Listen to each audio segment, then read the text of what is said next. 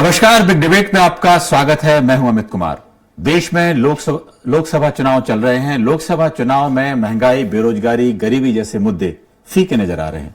सबसे ज्यादा अगर कोई मुद्दा सुर्खियों में है तो वो है आरक्षण का मुद्दा। जी हां, आरक्षण के मुद्दे को लेकर देश में जमकर सियासत हो रही है और सियासतदार एक दूसरे पर वार पलटवार करने में किसी तरह का गुरेज नहीं कर रहे हैं। आरक्षण का मुद्दा सियासी आंच पर खूब पकाया जा रहा है। आज चर्चा इसी मुद्दे को लेकर है।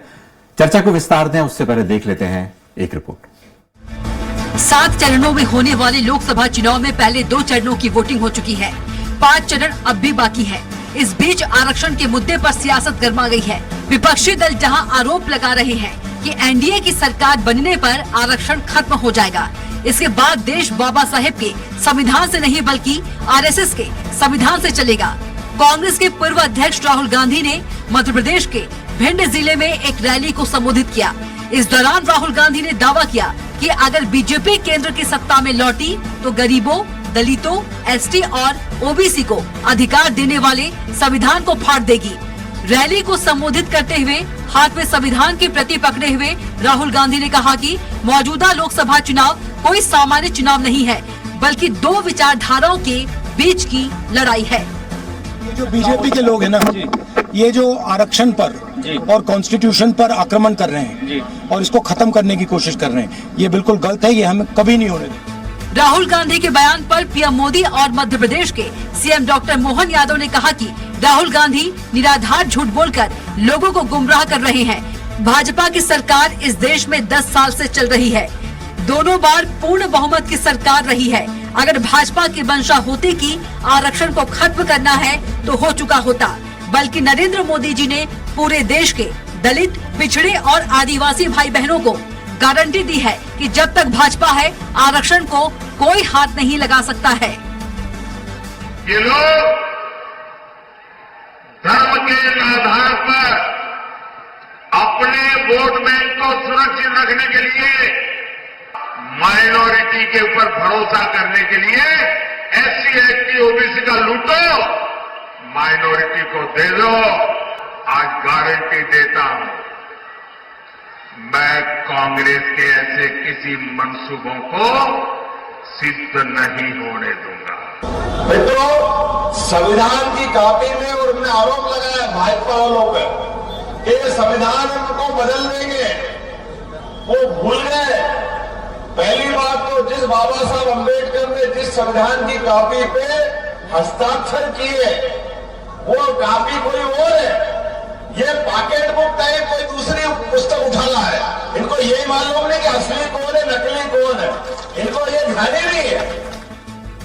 बहरहाल जैसे जैसे मतदान के चरण आगे बढ़ रहे हैं वैसे वैसे मुद्दे भी गर्माते जा रहे हैं।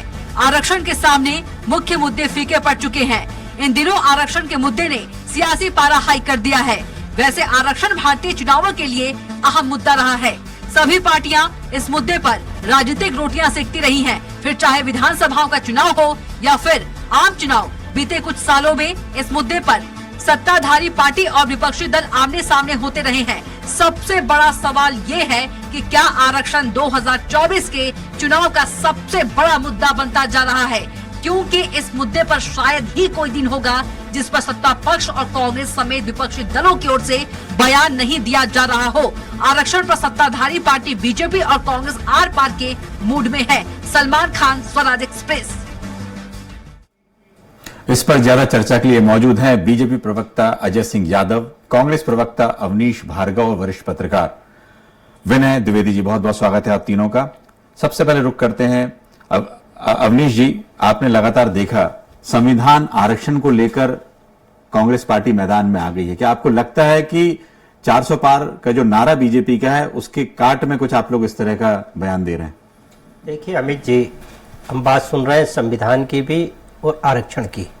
निश्चित तौर पे भारतीय जनता पार्टी जिस नींव पे खड़ी हुई है वो भारत के संविधान को भी नहीं चाहती, भारत के तिरंगा झंडा को भी नहीं चाहती। वो एक रंग का झंडा चाहती है वो देश के लिए। वो भारत के संविधान को इनने पहले नहीं माना। चूंकि आरएसएस का गठन 1925 में हुआ, उसके बाद लगातार ये मनुस्मृति को अपना आधार देश का मानते रहे। ये संस्कृति इनका आधार रहा है और लगातार भारतीय जनता पार्टी नीचे के लेवल पे जो प्रचार करती है और आज के समय में भी जो व्हाट्सएप पे मैसेज आ रहे हैं, मुझे लगता है प्रधानमंत्री जी भाषण को छोड़ दे रहे हैं, मुख्यमंत्री जी को छोड़ दे रहे हैं, जमीन पे धरातल पे कुछ और काम कर रहे हैं। ये टोटली पूरी तरीके से इनके आरएसएस के प्रमुख ने भी कहा था कि हम यदि बहुमत में ज्यादा आते हैं, राज्यसभा में इनका बहुमत कम था और ये पूर्ण 400 की बात जहां तक कर रहे हैं, तो 400 लाके भारत के संविधान को, सिर्फ आरक्षण को ही खत्म नहीं करना चाहते ये। आरक्षण तो इनके एजेंडे में, आरएसएस के एजेंडे में, चूंकि भारतीय जनता पार्टी ऑपरेट होती है आरएसएस से, और आरएसएस का मूल एजेंडा इस तरीके से लोगों को कमजोर करने का, भारत के संविधान को कमजोर करने का मतलब यह है देश की जनता को कमजोर करना। चेहरे की राजनीति जो भारतीय जनता पार्टी करती है कि अब की बार फिर मोदी सरकार, भाजपा को भी कमजोर करेंगे ये, सिर्फ मोदी सरकार की ये लोग बात करते हैं। जवाब अजय सिंह जी से लेते हैं। नहीं अमित जी, मैं पूरी बात कर लूं अपनी। ये भारतीय जनता पार्टी इस चेहरे की आधारित राजनीति करना चाह रहा है, ये संविधान की, ये लोगों के सम्मान की बात नहीं करना चाह रहे, आत्मसम्मान की बात नहीं करना। ये सब कुछ होता तो इंदौर में जो घटना हुई है वो क्या लोकतांत्रिक परंपराओं के घर ठीक है क्या? खजुराहो में जिस तरीके का वातावरण निर्मित किया जा रहा है वो ठीक है क्या? लोगों पे केस डाले जा रहे हैं वो ठीक है क्या? जो लोग कांग्रेस छोड़ के भाजपा में जा रहे हैं, भाजपा उनको स्वीकार करके मंत्री और केंद्र में मंत्री और सांसद बना रही है, तो ये कौन सा नैतिक दायित्व इनका? ये एन केन प्रकरण सत्ता पे काबिज होना चाहते हैं, सत्ता से इनकी नजायज संपत्ति पे सारे आरोप लगा दिए गए हैं। एक एक करके सिलसिलेवार तरीके से बताएं कि आखिर क्या संविधान बदलने को लेकर कांग्रेस जो आरोप लगा रही है, क्या इसका आपके पास कोई जवाब है? क्या कैसे, जैसे अभी राहुल गांधी ने तो एक कहा संविधान की किताब भी फाड़ देंगे, इस तरह की बात तक कर रहे हैं। देखिए अमित जी, जिस तरह से कांग्रेस पार्टी का लगातार जनाधार खिसक रहा है, कांग्रेस के नेता जमीनी सच्चाई को स्वीकार नहीं करना चाहते हैं और अनर्गल बातचीत करते हैं। आपके जो मुद्दे हैं वो जनता अस्वीकार कर रही है। चाहे विरासत में टैक्स लगाने की बात करती है तो कांग्रेस पार्टी करती है, पिछड़े वर्गों के आरक्षण में अल्पसंख्यकों और मुसलमानों को आरक्षण देने की बात करती है तो वो कांग्रेस पार्टी करती है, भगवान राम के मंदिर का विरोध करती है तो कांग्रेस पार्टी करती है, आर्टिकल 370 हटाने का विरोध करती है तो कांग्रेस पार्टी करती है। अब इन मुद्दों से जनता के बीच में जनाधार खो चुकी है। ऐसे में हार से घबराकर कांग्रेस के नेता उल जलूल अनर्गल बातचीत कर रहे हैं। आप मुझे बताइए, 400 सीटें आएंगी तो जनता के आशीर्वाद से आएंगी, इसका संविधान बदलने से या फिर इस तरह की बातों का कोई लेना देना नहीं है। कांग्रेस पार्टी क्यों नहीं बताती है कि आपकी पार्टी में ना नेता बचे हैं ना कार्यकर्ता बचे हैं, यहां तक कि चुनाव लड़ने के लिए उम्मीदवार भी नहीं बचे हैं। तो ऐसे मामले में आप भारतीय जनता पार्टी पे आरोप लगाते हैं, कांग्रेस पार्टी के बड़े बड़े नेता पार्टी छोड़ के जा रहे हैं, चाहे इंदौर का घटनाक्रम हो या रामनिवास रावत जैसे बड़े नेता हो। अगर ऐसे नेता अजय सिंह जी का खुद का हो। चलिए अजय, आप अपनी बात रखिए। अजय जी।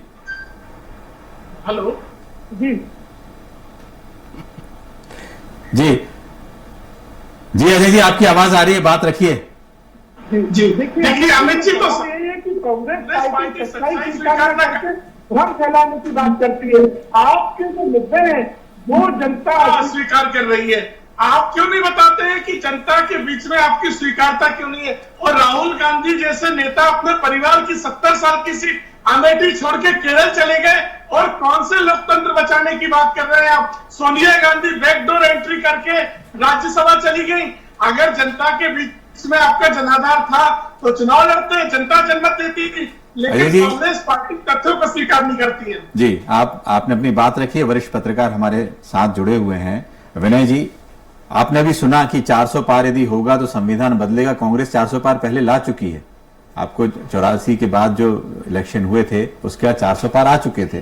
तो क्या ऐसा इतना आसान है जिस तरह से जो बात सामने आ रही है कि, या जानबूझ के उन इलाकों में इस तरह की बात की जा रही है कि कास्टिज्म जो है उसको देखकर, क्योंकि जिस तरह की रैली उस इलाके में थी, खासतौर से मध्य प्रदेश की बात करें तो कहीं ना कहीं वहीं फोकस करके कुछ ऐसी बात हो रही है?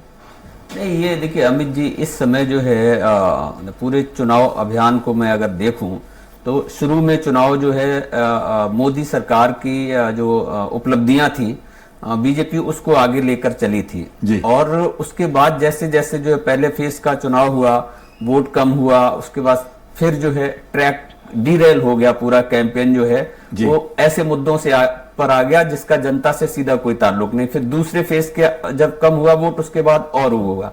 अब जो है आप देखिए कि जिन मुद्दों पर आ गए हैं उसमें जो मुझे दिख रहा है कि कांग्रेस जिन मुद्दों को लेकर राहुल गांधी मैदान में हैं, अब बीजेपी जो है राहुल गांधी के सवालों में उलझती मुझे दिख रही है।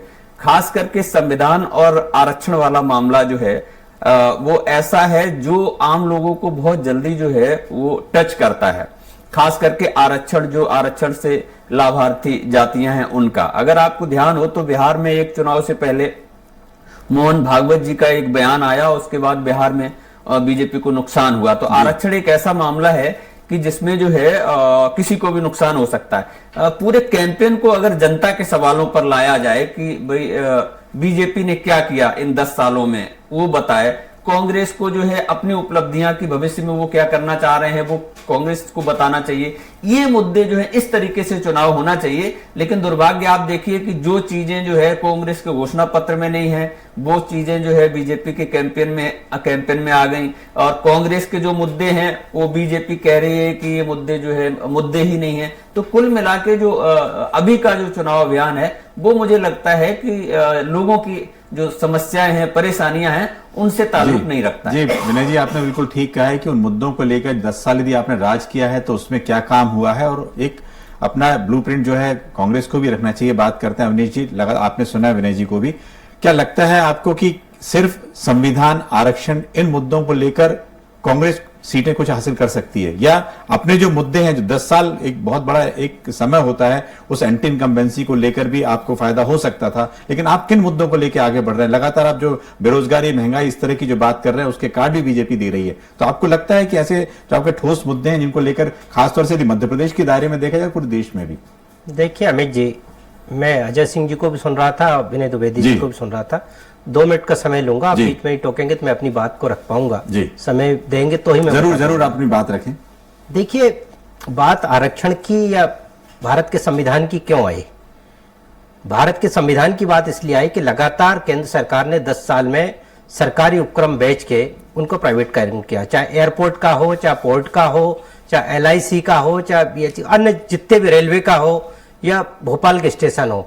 और हमें पता है कि प्राइवेट क्षेत्र में आरक्षण लागू नहीं होता, SC ST का भी नहीं होता, OBC का भी नहीं होता, कोई चीज का आरक्षण नहीं होता। जब आपने सरकारी संस्थान बेच दिए, नौकरियां लगातार आप खत्म कर रहे हैं, तो SC ST OBC की भागीदारी कहां बची? वहां पे प्राइवेट सेक्टर में तो आरक्षण है नहीं। हम भोपाल के रेलवे स्टेशन हबीबगंज पे जाएंगे, जिसको रानी कमलापति कहते हैं आजकल, वो बंसल ने खरीद लिया। बंसल में जो नौकरी लगेंगी वो कोई सरकारी लोगों की लगेंगी नहीं। या हम एयरपोर्ट पे जाएंगे तो एयरपोर्ट प्राइवेट है, तो उन पे जाके कोई आरक्षण लागू नहीं होगा। तो निश्चित तौर पे जो SC ST OBC के लोग हैं उनके आरक्षण को खत्म किया जा रहा है। संविधान किस लिए बना था? संविधान इसलिए बना था, 300 लोग भारत की संविधान सभा में थे, 2 साल 11 महीने 18 दिन तक संविधान पे चर्चा चली। उसके पहले भी स्वतंत्रता संग्राम में जितने लोग इन्वॉल्व थे उन सबके विचार भारत के संविधान में रखे गए। 300 लोग किस जाति, किस धर्म के थे, उनने अपने हितों की रक्षा के लिए संविधान बनाया नहीं कि हमारे हितों की रक्षा हो जाए, हमारे परिवार के लोग हमेशा संसद में चुन के आए, हमारी सत्ता रहे। उनने देश के लिए संविधान बनाया था। लेकिन वर्तमान में भारतीय जनता पार्टी और उसका जो नेतृत्व काम कर रहा है, अमित शाह और नरेंद्र मोदी जी, वो कहीं ना कहीं पूरी तरीके से सत्ता पे काबिज एन प्रकरण होना चाहते हैं। आज नरेंद्र मोदी जी की भाषण हमने सुना कि कांग्रेस माइनॉरिटी को आरक्षण देना चाहती है, SC ST का चुन के। वो बात करते हैं मंगलसूत्र के कि सोनिया गांधी मंगलसूत्र नहीं पहनती, प्रियंका गांधी मंगलसूत्र नहीं पहनती। वो बात करते हैं कि तेजस्वी यादव नॉनवेज खाते हैं। इस तरीके के मुद्दे पे भटकाने का चुनाव हो रहा है। लेकिन महंगाई, भ्रष्टाचार, बेरोजगारी, इस सब पे बात केंद्र की 10 साल की सरकार देगी, ये कांग्रेस पार्टी देगी। कांग्रेस ने 70 साल में देश को क्या दिया है? भारत के प्रजातंत्र को बचा के रखा अमित जी, जिसके कारण नरेंद्र मोदी जी देश के प्रधानमंत्री हैं, या शिवराज सिंह चौहान या मोहन यादव मध्य प्रदेश के मुख्यमंत्री हैं। यदि ये सत्ता में काबिज होते, 2 सीट पे यदि कभी कांग्रेस होती तो ये कांग्रेस को खत्म कर देते। भारतीय जनता पार्टी 2 सीट पे थी, उसको लोकतंत्र में जिंदा रखा, खुली प्रतिस्पर्धा कायम रखी, लोगों के विचार रखे। ED और CBI और कोर्ट के जरिए सरकार नहीं चलाई। अजय जी, अरविंद केजरीवाल जेल में, हेमंत सोरेन जेल में, एक के बाद एक नेता जेल में, जो जेल के बाहर है उन पे दबिश डाल रहे हैं। अजय सिंह जी खुद अभी कांग्रेस छोड़ के बीजेपी में शामिल हुए, ज्यादा समय नहीं हुआ है, इसलिए ये उनकी विचारधारा को नहीं समझ पाएंगे। भारतीय जनता पार्टी की मूल विचारधारा अमित जी, सत्ता और संपत्ति पे है, ये विचारधारा की लड़ाई हो रही है। रखिए अजय जी, ये बताएं कि उन्होंने लगातार इस बात को कहा है कि किस तरह से संविधान या मोदी जी ने भी जो ट्रैक बदला है, लेकिन उन्होंने एक बात जरूर कही है कि संविधान को कोई बदल नहीं सकता है। क्या इस तरह के आरोपों से बीजेपी को क्या असर पड़ रहा है? देखिए अमित जी, अवनीश जी ने 2-3 मुद्दे बहुत महत्वपूर्ण कहे। एक, प्राइवेटाइजेशन में आरक्षण की बात। तो देश में डिसइन्वेस्टमेंट की पॉलिसी कांग्रेस की, मनमोहन सिंह की सरकार लाई थी। हमने रेलवे बेचने का थोड़ी कहा था कि एयरपोर्ट बेचने कहा था कि LIC बेच देंगे, वो आरक्षण खत्म कर देंगे, नौकरी खत्म करने की बात कर। आपने 30 लाख नौकरियां खत्म कर दी है, बैंकों में नौकरी, बैंकों का प्राइवेटाइजेशन हो रहा है। अवनीश जी बोलने दीजिए। 30 लाख नौकरियां खत्म कर दी, अवनीश जी एक मिनट, रोजगार देने उनको वाले। अपना पक्ष रखने दीजिए, फिर आपके पास आते हैं जी। देखिए अवनीश जी, तो जब डिसइन्वेस्टमेंट की पॉलिसी मनमोहन सिंह लाए थे, तो मनमोहन सिंह ने उस पॉलिसी में आरक्षण का प्रावधान क्यों नहीं रखा था? अगर कांग्रेस पार्टी की नीति प्राइवेट सेक्टर, हमने भूल की तो आप सुधार कर लेते, आप इतने बड़े आप सुधार कर लेते। 10 साल से आप सरकार में, कब तक आरोप लगाओगे? ये दोहरा नेहरू जी और महात्मा गांधी जी पे आरोप लगाओगे, इंदिरा जी पे? ये कांग्रेस पार्टी का दोहरा रवैया है, इसीलिए आपकी ये हालत हो गई है। आप सरकार चला रहे हैं कि तमाशा कर रहे हैं वहां 10 साल से? दूसरी तरफ आप कहते हैं कि बीजेपी 2 सीटों पे थी और फिर भी बढ़ गई, तो आप तो ऐसी बात कर रहे हो कि कांग्रेस के लोगों को हम वोट दिलवाना चालू करवा दें। अरे कांग्रेस पार्टी के मुद्दे देश की जनता खारिज कर रही है। प्रजातंत्र को जिंदा रखा है अजय जी, डेमोक्रेसी को लेके आए, आपको बढ़ाया आगे, कर्नाटक स्वतंत्र प्रतिस्पर्धा हो। चलिए अविनाश जी, पिछले वर्ग के आरक्षण में आपने शामिल किया, और कमलनाथ जी ने दिया था 27%, विरासत पे टैक्स लगाने की 14% से ऊपर नहीं हुआ अभी आपका। अवनीश जी बोलने दीजिए। अवनीश जी एक मिनट, बीच में मत टोकिए, 1 मिनट उनको बात रखने दीजिए जी। अजय जी आप बिल्कुल 1 मिनट अपनी बात रखिए, फिर आगे बात करते हैं जी। अवनीश जी, आपसे ये उम्मीद नहीं थी कि मैं आपको संयम से सुनूं और आपको सुनने का संयम ना बचे। इस तरह की उम्मीद आप जैसे नेता से नहीं थी मुझे, लेकिन आप संयमित होकर जवाब दीजिए कि विरासत पे टैक्स लगाने की बात सैम पित्रोदा करते हैं, तो प्रधानमंत्री जी कौन सी गलत बात करते हैं? कर्नाटक में पिछड़े वर्ग के आरक्षण में मुस्लिमों को आरक्षण देने का काम कांग्रेस की सरकार ने किया, तो हम क्या गलत बात करते हैं? तो पिछड़े वर्गों के आरक्षण पे भी डाका आपने डाला और मंगलसूत्र पे भी नजर आपकी है। इसलिए कांग्रेस पार्टी अपना जनाधार खो चुकी है इन्हीं मुद्दों की वजह से। और आप कहते हैं कि विपक्ष में भाजपा थी तो आपने बढ़ाया। अरे तो आप क्या चाहते हो कि कांग्रेस के नेताओं को अब जनाधार खो चुके हैं तो क्या भाजपा के नेताओं ने वोट दिलवाने लगे? कांग्रेस पार्टी अपना आत्मचिंतन करे, आत्ममंथन करे कि क्यों इस तरह की भगदड़ मची है और क्यों जनता उनसे दूर हो गई है। कांग्रेस पार्टी अप्रासंगिक हो जाएगी।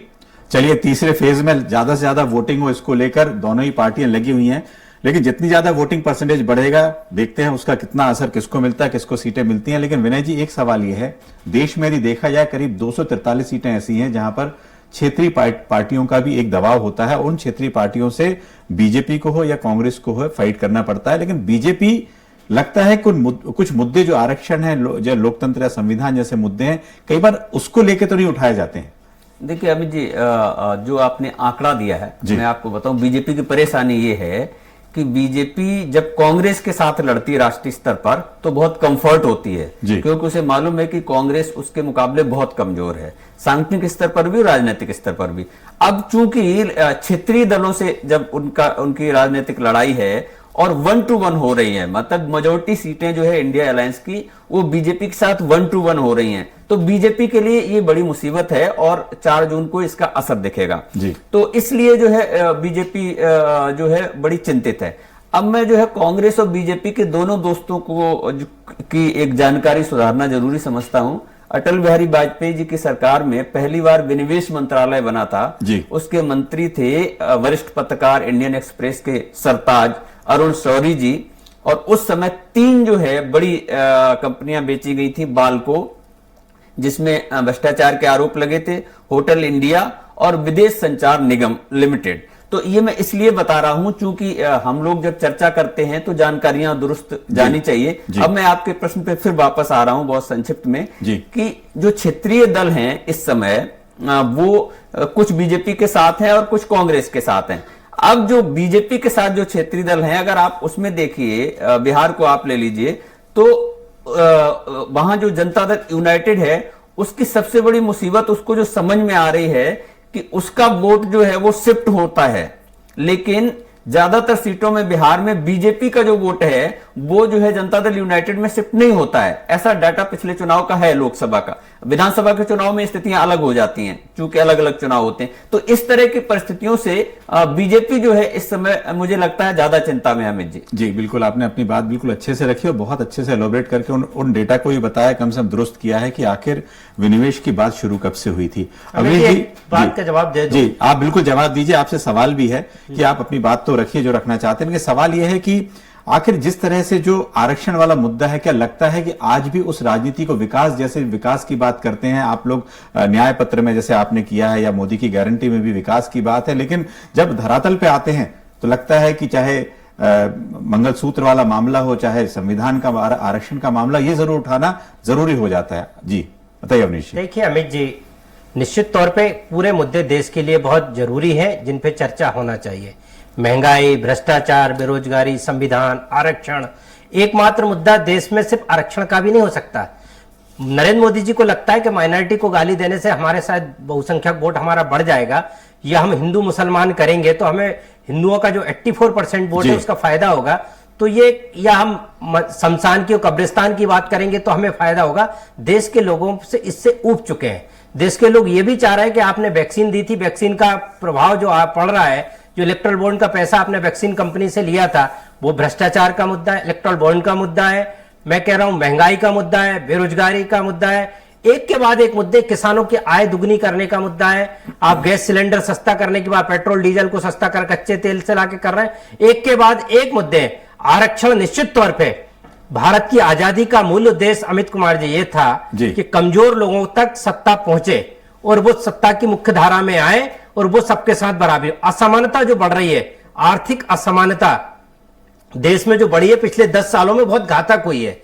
खास तौर पे हमारे SC ST के लोग, OBC के लोग आर्थिक दृष्टि से काफी कमजोर हो। राहुल गांधी जी ने निश्चित तौर पे बात की है कि सामाजिक समरसता की बात की है, संविधान की बात की है, SC ST OBC और माइनॉरिटी के हक की बात की है, उनको मुख्य धारा में लाने की बात हुई है। अजय जी से इसका जवाब लेता हूं। एक मुद्दे जिनका जवाब भाजपा को देना होगा। अजय जी, आपने लगातार 4 अलग जातियों की तक बात की थी आपके, जिसमें तो जो ज्ञान शब्द का इस्तेमाल करके आपने जो 4 जातियां ही बताई थी, आपने तो बिल्कुल अपने जो मोदी की गारंटी वाले मैनिफेस्टो में पूरा अलग ही कर दिया था इसको। जाति जनगणना से इनको क्या दिक्कत है?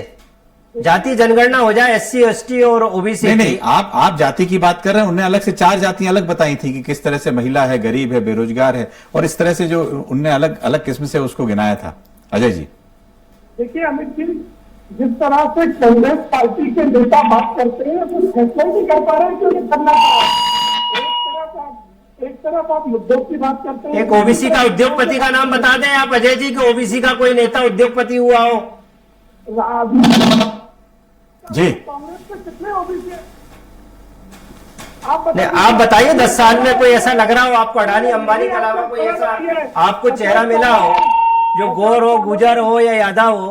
तो मैं आपसे पूछ रहा हूँ ना, 50 सालों में आपने कौन सा बनाया? देखो 50 साल में भारत के संविधान को जिंदा रखा, लोगों को मुख्य धारा में लेकर आए, आर्थिक असमानता का दौर खत्म किया, लोगों को बराबर अवसर दिए। अवनीश जी इस तरह से बौखलाइए मत। 4 तारीख के बाद EVM पे तो आपको ढोल फोड़ना ही है, लेकिन जनता में आपकी कलाई खुल गई है। मुझे एक बात बताइए कि देश में मुद्दों की बात करते हैं हमने 4 करोड़ गरीबों को आवास दी है, हमने 80 करोड़ गरीबों को राशन दे रहे हैं। दुनिया में सबसे बड़ी जनधन खाते मिलना चाहिए।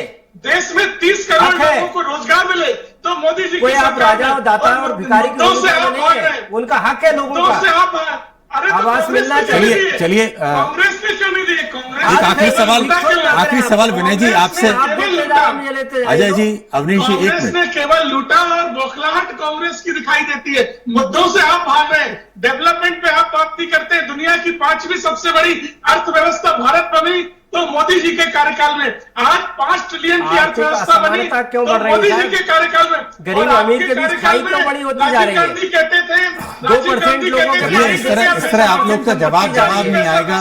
अजय जी, अवनीश जी, इस तरह से जवाब नहीं आ पाएगा। विनय जी से आपने लगातार आपकी बातों को सुन रहे हैं। आप जिस तरह से विकास की बात जो हमारी थी, आरक्षण हो या दूसरे मुद्दे हावी हो जाते हैं, लेकिन विनय जी क्या लगता है 2024 का जो चुनाव है, जिस तरह से विकास की बात है या मोदी की गारंटी को लेकर रोजगार, बेरोजगारी, महंगाई, जिस तरह से सब जो मुद्दे हैं बाकायदा सब मैनिफेस्टो में तो हैं, मैदानी तौर पे क्या उन पे वोट नहीं मिलता है क्या? देखिए, पहली बात तो ये है, जो मैनिफेस्टो है जी। ये सिर्फ हम लोगों को जो है प्रेस कॉन्फ्रेंस में जो है बांटने के लिए होता है जी। मैनिफेस्टो जो है, किसी का भी घोषणा पत्र जो है वो जनता तक पहुंचता नहीं है, और ना जनता को मालूम होता है कि किसके घोषणा पत्र में क्या है, और ना हम केरल की तरह इस देश की जनता जो है पूरी तरह 100% साक्षर है जो पढ़ भी ले। तो इसलिए घोषणा पत्र जो है, और अब वैसे भी किसी जमाने में हमारे हिंदुस्तान की राजनीति में वो जो है बहुत महत्वपूर्ण होता था, लेकिन अब घोषणा पत्र कुछ और होते हैं और कहा कुछ और जाता है। और अब आप देखिए कि नरेंद्र मोदी जी मोदी जी की गारंटियों को लेकर जिस तरीके से कैंपेन किया था उन्होंने, बहुत शानदार तरीके से किया था।